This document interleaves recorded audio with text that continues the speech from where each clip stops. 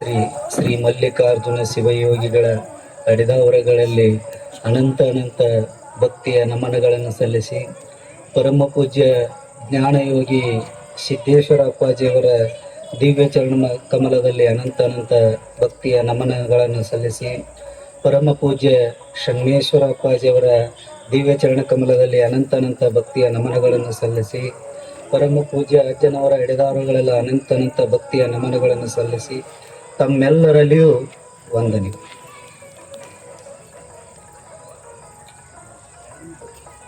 ಪ್ರತಿ ತಿಂಗಳದಂತೆ ಈ ಮಾಸವು ಬಹಳ ಅತ್ಯುತ್ತಮವಾಗಿ ಸತ್ಸಂಗ ಜರುపుಕೊಂತ ಬರ್ತಾ ಇದೆ. ಸತ್ಸಂಗಕ್ಕೆ ಯಾಕಿಷ್ಟು ಬೆಲೆ ಕೊಟ್ಟರು ಭಾರತದಲ್ಲಿ ಅಂತಂದ್ರೆ,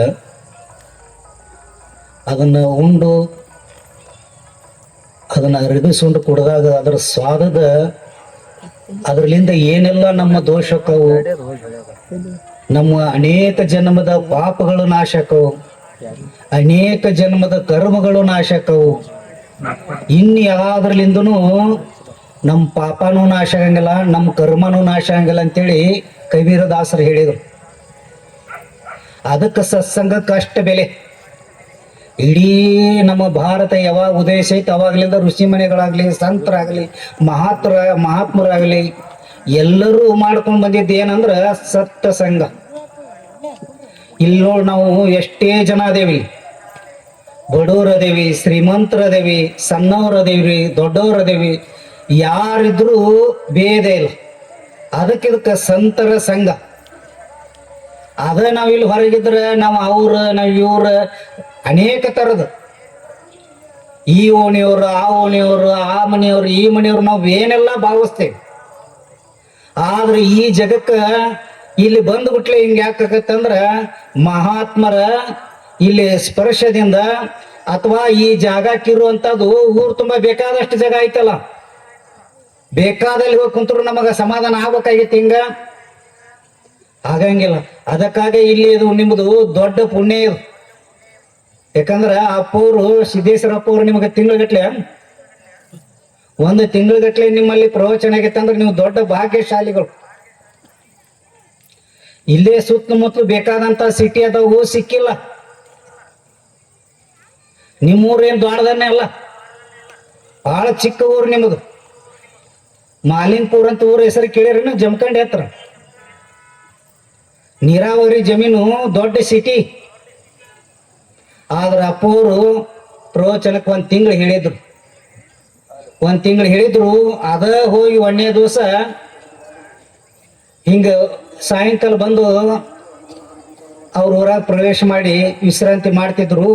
ರಾತ್ರಿ 10 ಗಂಟೆಗೆ ಚಲೋ ಆತ್ರಿ. ಇಲ್ಲಿ ಹಿರಿಯರಿಗೆ ನಮ್ಮ ಓಣ್ಯಾನವ್ರು ಅಲ್ಯಾಕೆ ಹೋಗೋದು, ಅವ್ರು ಯಾಕೆ ಇರತ್ತೆ ಮಾಡಿ ಇಲ್ಲಿ ಹಿಂಗೇನೋ ಸ್ವಲ್ಪ ವಾದ ವಿವಾದ ಆಗಿದ್ದು ಅಪ್ಪವ್ರ ಮ್ಯಾಗಿನ ಕೊಲೆಗಿದ್ದ ಕೇಳ್ತಾವ್ರಿ.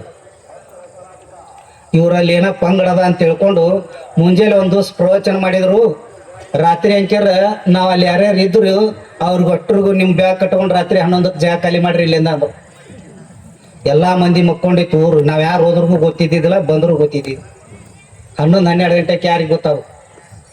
ಅಷ್ಟೊತ್ತಿನ ಬಡ ನಮ್ಮನ್ನ ಇದ್ದವ್ರನ್ನೆಲ್ಲ ನೀವು ಹೋರಿ ಆಶ್ರಮ ವಿಜಯಪುರಕ್ಕೆ ಅಂದ್ರು. ಹೋದ್ವಿ. ಅವ್ರು ಮುಂಜಾನೆ ಎದ್ದು ಬರೋ ಮುಂದೆ ಪ್ರವಚನ ಮಾಡಿ ಹಿಂಗೆ ವೇದಿಕೆ ಇಳಿದು ಸೀದಾ ಗಾಡಿಯಾಗ ಕೂತಿಂದ ಸೀದಾ ವಿಜಯಪುರಕ್ಕೆ ಬಂತು. ಮುಂದೆ ಕಂಡಾಪಟ್ಟಿ ಊರನವ್ರು ನಾವೆಲ್ಲ ಒಕ್ಕಟ್ಟಾಗಿ ಮಾಡ್ತೀವ್ರಿ, ನಮ್ದೇನು ತೊಂದರೆ ಇಲ್ಲ, ನಾವೆಲ್ಲ ಎಲ್ಲಾರ ಮಾಡ್ರಿ, ನಾವೆಲ್ಲ ಮಾಡ್ತೀವಿ ಅಂತ ಬಂದರು. ಒಮ್ಮೆ ಗಾಡಿಗೆ ಹೋತಂದ್ರೆ ಟಿಕೆಟು ಎದಕ್ಕೆ ಉಪಯೋಗ ಬೀಳಂಗ. ಅಪ್ಪರ ಹೋದ್ರು ಹೊರತು ಅವ್ರಿಗೆ ಪಾಳೆ ಸಿಗ್ಲಿಲ್ಲ. ವರ್ಷ ಬರೋರು, ವರ್ಷ ಗುರು ಪೂರ್ಣಿಮಕ್ಕೆ ಬರೋರು. ಒಂದೇ ದಿವಸ ಪ್ರವಚನ ಕೇಳಿದ್ರು. ನಿಮ್ಮದೆಂತ ಭಾಗ್ಯ, ಇಲ್ಲಿ ಎಷ್ಟು ಇವೆ 1 ತಿಂಗಳ ಪರ್ಯಂತರಲ್ಲ, ಅದ ಶಕ್ತಿನ ನಿಮ್ಗೆ ಇಲ್ಲಿ ಮಠನೂ ಉಳಿದಿದ್ದು. ಯಾಕಂದ್ರೆ ಮಹಾತ್ಮರು ಸುಮ್ಮನ ಬಾ ಅಂದ್ರೆ ಬರಂಗಿಲ್ಲ.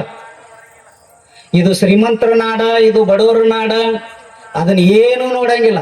ಎಲ್ಲಿ ಭಕ್ತಿ ಇರ್ತೈತಿ ಅಲ್ಲಿ ಪರಮಾತ್ಮ ತಾನೇ ವಾಸಕನ, ಕರಿಯದೆ ತಾನೇ ಬಂದು ಇಳಿತಾನ. ಅಂದಾಗ ಇವತ್ತು ಅವ್ರು ಬಂದು ಹೋಗಿದ ನೆಲ ಇಲ್ಲೆಲ್ಲ ಗಿಡಗಳನ್ನ ಇಲ್ಲೆಲ್ಲ ನೀವು ಪರಿಸರವನ್ನ ಇವತ್ತಿಗೂ ಕಾಯ್ಕೊಂತ ಬಂದಿರಿ.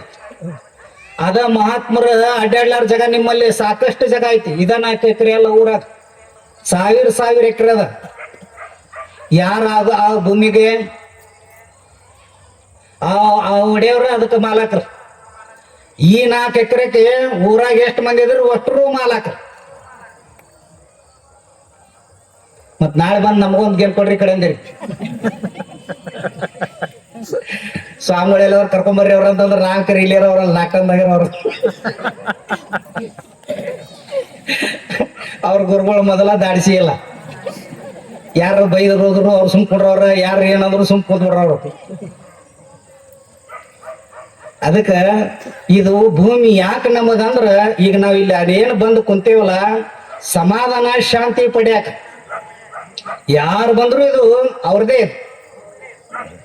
ಅದಕ್ಕ ಸತ್ಸಂಗದಲ್ಲಿ ಅಥವಾ ಇವು ದೈವ ಮಂದಿರಗಳಂತ ಏನಿರ್ತಾವು ಇವು ಹೋದಲ್ಲೆಲ್ಲ ಸುಖ ಶಾಂತಿ ನೆಮ್ಮದಿ ನೆಲೆಸ್ತಾವ.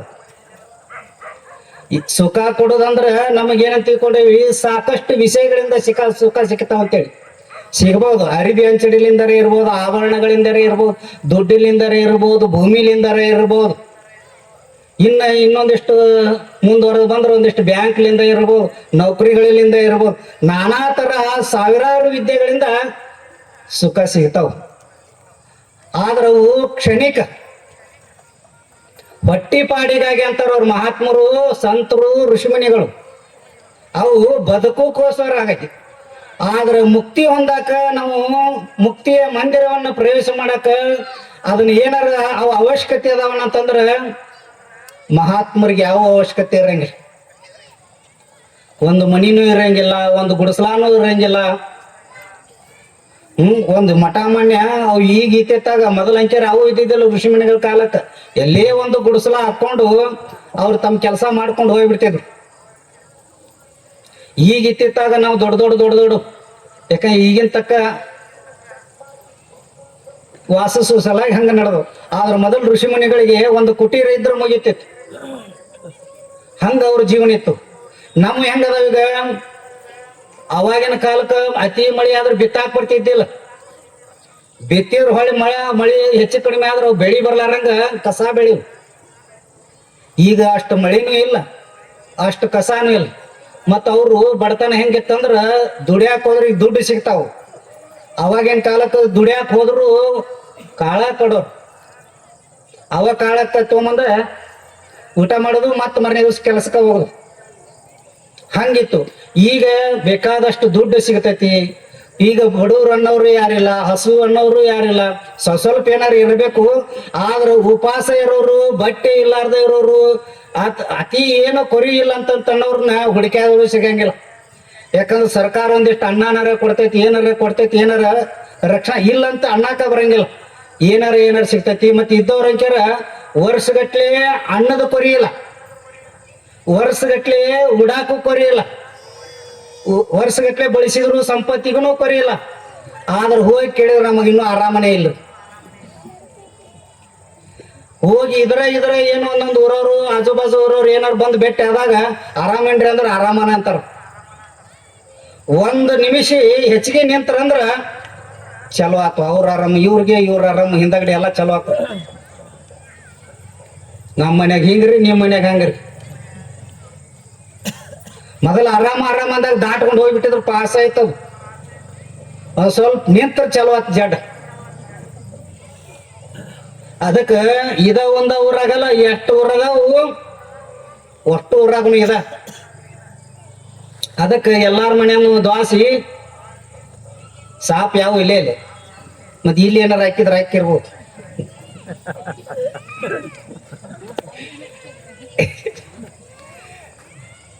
ಯಾಕಂದ್ರ ಅವ್ರ ಹಿಂದಿನ ಹಿರಿಯರು ಅಣಬಹುದು ಮಾತದವ್ರು. ಮನಿ ಅಂದ್ರಿಂದ ಒಂದ್ ಸ್ವಲ್ಪ ಏನಾರು ಹೆಚ್ಚು ಕಡಿಮೆ ಇರುವ, ಏನಾರ ಒಂದ್ ಸ್ವಲ್ಪ ಪಾಸಾಟ ಆಗುವ. ಆದ್ರೆ ಅವ ಕಾಯಂ ಅಂತಲ್ಲ, ಒಂದು ಕ್ಷಣ ಹಂಗ ಬರ್ತಾವ, ಒಂದು ಕ್ಷಣ ಮತ್ತ ಸ್ವಚ್ಛ ಬದುಕಬೇಕು. ಅದು ಯಾವಾಗ ಬರ್ತೈತೆ ಅಂದ್ರೆ ಇಂಥ ಸತ್ಸಂಗದಾಗ ಭಾಗಿಯಾದವ್ರಿಗೆ ಆ ಮನಸ್ಸಿನ ಮ್ಯಾಗ ಹಿಡುತ್ತಾ ಆ ಸಾಮರ್ಥ್ಯ ಬಂದಿರ್ತೈತಿ.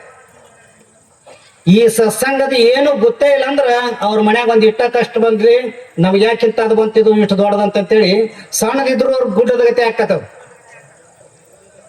ಹಂಗ ಸಮಸ್ಯೆ. ಅದಕ್ಕೆ ಎಲ್ಲಾರಿಗೂ ಒಂದೊಂದು ರೀತಿ ಮಕ್ಕಳದಾರ ತೊಂದ್ರೆ ಇರ್ತೈತಿ, ಮಕ್ಕಳಾದ್ರ ನೌಕರಿದಾರ ತೊಂದ್ರೆ ಇರ್ತೈತಿ, ನೌಕರಿ ಆದ್ರ ಇನ್ನು ಏನೇನೇನೇನು ಹಂಗ ರಗಡ ಅದು ಮುಗಿಯೋದಲ್ಲ. ಮುತ್ಯ ಅಂತಿರ್ತಾನ ನಂದು ಇನ್ನೊಂದು ಇಟ್ಟ ಆದ್ರೆ ಮುಗೀತು, ಮೊಮ್ಮಕ್ಕಳ ಅಕ್ಕಿ ಕಳಕಿ ನಾನು ಮುಗೀತು ನೋಡಂತ ಹೇಳ್ತಾನ.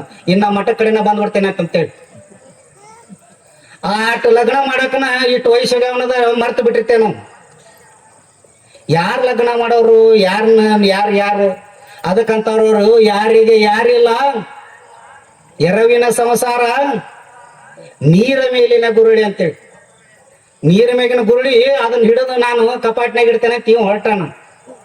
ಆ ನೀರ್ ಬಿಟ್ರೆ ಒಡ ಸಾಯ್ತೈತೆ ಅನ್ನೋದು ಇವ್ ಗೊತ್ತಿಲ್ಲ. ಅದಕ್ಕೆ ನಮ್ಮ ಆಯುಷ್ಯ ಹೆಂಗೈತಂದ್ರ ಒಂದು ಕ್ಷಣಾರ್ಧ. ಈಗೇನು ಮಾತಾಡಕತ್ತೇನಿ ಹೊರಗೆ ಬಂದ ಗಾಳಿ ಒಳಗೆ ಹೋಗ್ಲಿಲ್ಲ ಅಂದ್ರೆ ಹಾದ